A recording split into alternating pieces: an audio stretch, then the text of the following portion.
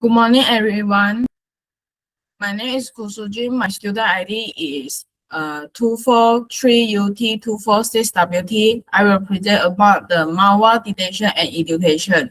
For nowadays, based on the study reporting in the early 2026 years by the Royal Malaysia Police and the Commercial Crime Investigation Department, scam activity in Malaysia have seen a significant accelerating early in the years. There has many scam cases continue in increase in Malaysia. Phishing SMS impersonating local bank, printing penny after receive fake transaction alarm, attacker street banking strategy and OTP.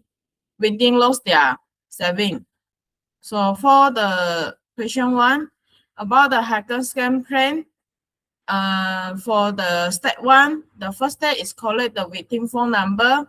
This invoice distribute flyer on the street or the posting online survey claiming to be market research or promotion activity.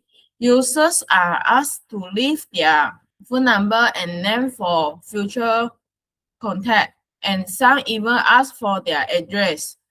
For the step two, once the survey is complete, the next step is to send feedback message to the victims.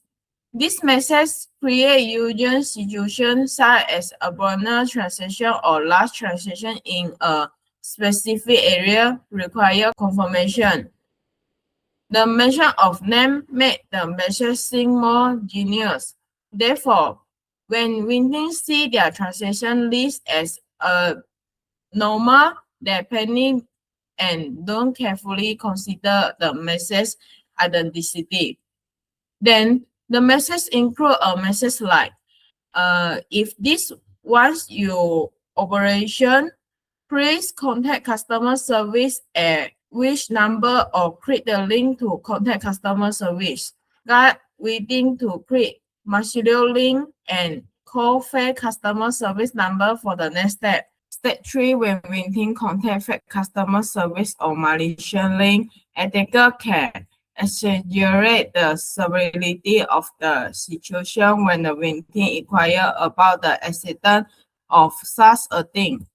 They demand the victim's bank account number to stop the transaction. Because the situation has already been made more serious, the attacker reignite the tension. They then seize the opportunity to ask for the bank password and OTP for logging to the victim bank account. The victim will be logged out until they realize something is wrong and log into their own phone account, thus gaining control of the bank account. Step 4, after gaining control of the bank account, they begin transfer funds. When transferring funds, they tell the victim it being processed and ask them to be patient, reassuring them. Once the transfer is complete, then notify the victim that it's being processed and the transaction has been stopped, ending the contact. Then they begin erasing trace to avoid being catched. Step 5. This is the classic scam, although it has many flaws. This scam exploits the vending panic and accident caused by the unexpected transaction on their bank account. During this process, receive a message claiming a large transaction on their account and include their full name will trigger panic and accident. However, they overlook why the other party need a password and OTP. So this is the flowchart about the plan to make a scam. How to make the response measure for the middle one is for the profit. Whether it's a roadside market service or an online service, even if it offers small gift or money, don't easily believe it. Also, never fill in personal information such as the real name, IC number, address on the server. Never fill in this personal information or server from the unknown source. Even if have already filled information and received any personal details such as the bank information, please check the app to see if it's true. or seek help and inquiry from the official hotline, official customer service link, or customer service on the bank's app. Never click on link or call number from source you don't believe are officials. Clicking a link could potentially hack your phone. If ready, call and create a link claiming to be from a bank and they ask for your bank username, password, or even OTP, do not give it them. This allows them to log in their bank account. Real bank customer service has its own inquiry methods and does not require users to provide password, OTP, or other personal information. Alternative, you can go to the nearby bank branch for assistance. Do not handle such sensitive and private information or unknown for isolated message. Mentor to make device in a security environment, users can also download antivirus software on your phone to prevent infection from malicious links. Regularly check your device operation system update to ensure it up to date and protect against the latest virus attack. Allow the automatic security system update to ensure it protect against the latest virus for reduced vulnerabilities. And only install app from the official store. Mandatory setting the bank account.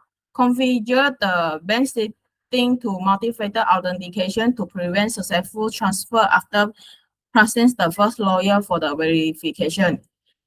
Enable transfer notification in the bank application. Upon receive a notification for the first transfer, you can immediately log into your account to store any potential second transfer and freeze your bank account. Enable biometric authentication in the bank app, such as facial recognition and the fingerprint recognition. And the mental 4 about the bank government should do regularly update the publicized information about the online fraud. Educate the public on basic security awareness to prevent them from falling victim to tactical scam. Bank and government should improve their official websites reporting messages on promote security awareness. Improve the message received by public automatically blocking fraudulent phone number, suspicion phone number, and the phishing domain. Regularly update and share the latest fraud database among financial institutions. To be the normal users of bank, there has some improvement and credit separation to bank and government. Idea 1, with the current development of AI, government can explore AI-driven solution, develop an AI-powered system to automatically analyze phone number sending message. This system should verify that phone number and link within SMS message are officially. If not, it should warn the receiver that the message is fraudulent. If a link is sent impersonating an official source, the system can automatically block the phone number and prevent others from receiving similar scam message. The idea 2, when a user transfer money to the stranger for the first time, the transfer can be delayed. Set a time limit such as 30 minutes to 1 hour. Allow the users can cancel at any time. At this period, the window time to consider whether something to its ends. Idea 3, to prevent scam, specifically targeting the elderly. Bank can link elderly users' bank account with their family members' account and phone number. When an elderly person transfers a large amount, the system can probably stop the transaction and notify the bank to cancel it. For the idea 4, bank could set up an automatic system to detect if a user has been received large continuous transfers to an account that is not used for business. When a user enters the receiver account number during a transfer, the system could automatically detect if it's a scam account. If so, The system will alarm the users that the receiver account is sufficient and they should reconsider. For the question 2 about the malware detection tool, this has a design malware detection tool. The system flow chart is this is an analysis tool specially designed to detect malicious information. The purpose of this tool is to automatically detect income, email, or SMS message, display the result, and alarm the users to any potentially malicious link of information. The system flow is as when a user receives an SMS email, the system begins extracting message information, include the sending information, phone number, and keywords. It then checks whether the sending is a known or unknown user or unknown sender. Next, the system analyzes the message content to detect any trace. If a trade is detected, each trace threshold is calculated and a classification report is generated. Categorize the message as sufficient and malicious. If no trade is detected, a classification is automatically generated. Categorize the message as safe. So this is the proposed malware detection tools flow chart. So this is the flow chart about the plan to make a scam. For the question 2B, this is about the proactive banking authentication. This original bank approved application was reactive, meaning that it did check the receiver for fund or sufficient activity before transferring fund.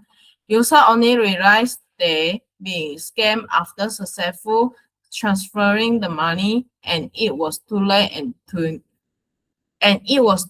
cancel the transaction. Therefore, a proper solution for the proactive banking authentication system was designed. This design process is as when a user initiates a transfer request, the system checks the receiver to see if they are new receiver or someone with who are the users have previously transferred funds. Next, it performs transaction behavior analysis on the receiver to check for sufficient transfer behavior. If no sufficient behavior is detected, it processes directly to verification to confirm whether to approve or reject the transfers. For receiver without sufficient behavior, the system process ends. If sufficient behavior is detected, the system will notify the users that the receiver has a sufficient and high-risk account and prompt the user to need to cancel or not the transaction. If the user chooses to cancel, the transfers end. If the user chooses to continue to the transaction, verification for the transfer request will begin. After verification, there will a 30-minute cooling period will be begun because the receiver is considered suspicious. During this time, the user can cancel the transaction at any time and also have time to carefully consider any sufficient behavior from the receiver and check if it is a scam account. After 30 minutes, the users will be asked again whether the process with the transfer and then accept or reject the transaction. Once the transaction is complete, the entire system process is finished. This is the proper solution for the proactive banking authentication flow chart. This is the proper solution for proactive banking authentication sample users. They will show the high risk transaction and the receiver name, receiver account number, and the risk